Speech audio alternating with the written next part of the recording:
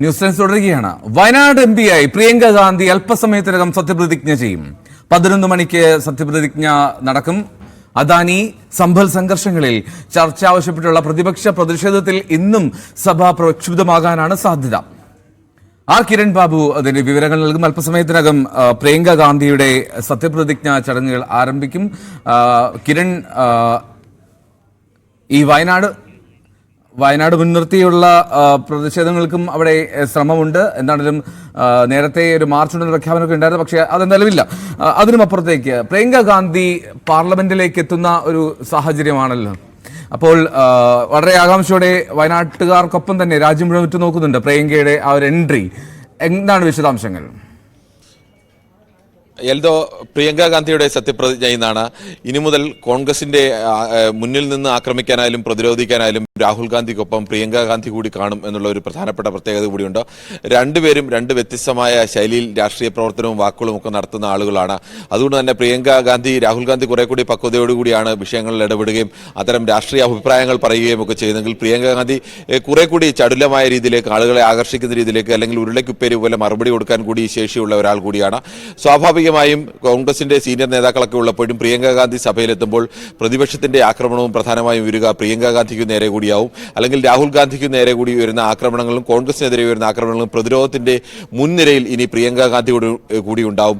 രാഹുൽ ഗാന്ധിയെ പോലെ പതിഞ്ഞ ശീലത്തിനപ്പുറത്തേക്ക് കുറെ കൂടി അക്രമോത്സുകമായി പ്രതികരിക്കുകയും ആ തരത്തിലേക്കൊക്കെ ആൾക്കൂട്ടത്തെ നേരിടുകയും ഒക്കെ ചെയ്യുന്ന ഒരാൾ എന്ന നിലയ്ക്ക് പ്രതിപക്ഷ നിരയ്ക്ക് പുതിയൊരു ഊർജ്ജം കൂടി നൽകുന്നതാണ് പ്രിയങ്ക ഗാന്ധിയുടെ വരവ്. പ്രിയങ്ക ഗാന്ധി ഉണ്ടാകുമ്പോൾ സ്വാഭാവികമായും അത്തരത്തിലേക്ക് പ്രതിപക്ഷം ഉന്നയിക്കുന്നത് നിരന്തരമായ ഭരണപക്ഷം ആക്രമണം നേരിടേണ്ടി വരുന്നത് രാഹുൽ ഗാന്ധിക്കാണ്. അത്തരം ആക്രമണങ്ങളൊക്കെ നേരിടേണ്ടി വരുന്ന ഘട്ടത്തിലൊക്കെ ഇനി കോൺഗ്രസിന്റെയും ഇന്ത്യ മുന്നണിയുടെയും ഒരു പ്രതിരോധ മുനയായി തന്നെ പ്രിയങ്ക ഗാന്ധി ഉണ്ടാവും എന്നത് പ്രതിപക്ഷ നിരയെ സംബന്ധിച്ച് ആവേശം നൽകുന്ന ഒന്നാണ്. മറ്റൊന്ന്, ഒരു വനിത എന്ന നിലയിൽ കൂടി കുറെ കൂടി അഗ്രസീവായി സംസാരിക്കാനും അല്ലെങ്കിൽ കുറെ കൂടി വിഷയങ്ങളിൽ ഇടപെടാനും അല്ലെങ്കിൽ മുന്നിൽ നിന്ന് കോൺഗ്രസിനെ നയിക്കാനും ഒക്കെ കഴിയും എന്നുള്ള പ്രത്യേകത കൂടി പ്രിയങ്ക ഗാന്ധിക്കുണ്ട്. എന്തായാലും വരും ദിവസങ്ങളിലൊക്കെ പാർലമെന്റ് നടക്കുമ്പോൾ പ്രിയങ്ക ഗാന്ധിയുടെ വാക്കുകളും പ്രിയങ്ക ഗാന്ധിക്ക് നേരെ ഉയരുന്ന ആരോപണങ്ങളും എല്ലാം തന്നെ സജീവമായി ഇന്ത്യയിൽ ചർച്ചാ വിഷയമാവും, അല്ലെങ്കിൽ വിവാദങ്ങളാവും എന്നതിൽ യാതൊരു സംശയവുമില്ല. പാർലമെന്റിന്റെ ഇന്നത്തെ സമ്മേളനം ആരംഭിക്കുകയാണ്. ആദ്യ അജണ്ടയെ തന്നെ പ്രിയങ്ക ഗാന്ധിയുടെ സത്യപ്രതിജ്ഞ പ്രതീക്ഷിക്കണം. പ്രിയങ്ക ഗാന്ധി വാഡ്ര.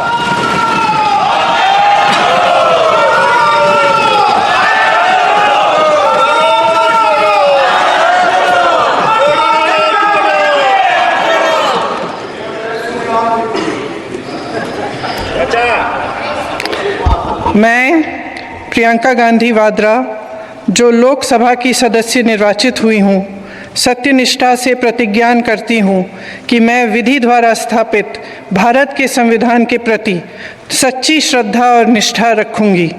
मैं भारत की प्रभुता और अखंडता अक्षुण्ण रखूँगी तथा जिस पद को मैं ग्रहण करने वाली हूँ उसके कर्तव्यों का श्रद्धापूर्वक निर्वहन करूँगी। जय हिंद।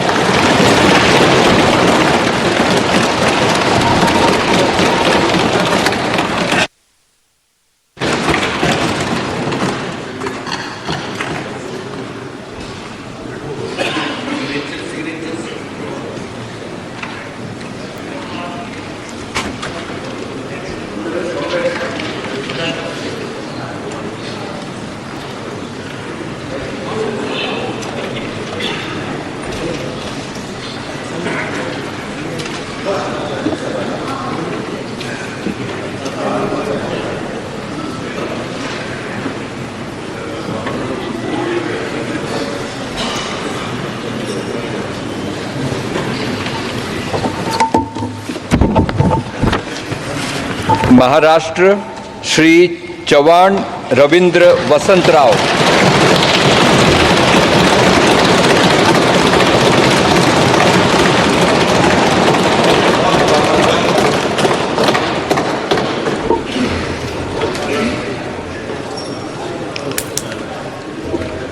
मी रवींद्र वसंतराव चव्हाण लोकसभेचा सदस्य म्हणून निवडून आलो असल्याने परमेश्वरास स्मरून शपथ घेतो की मी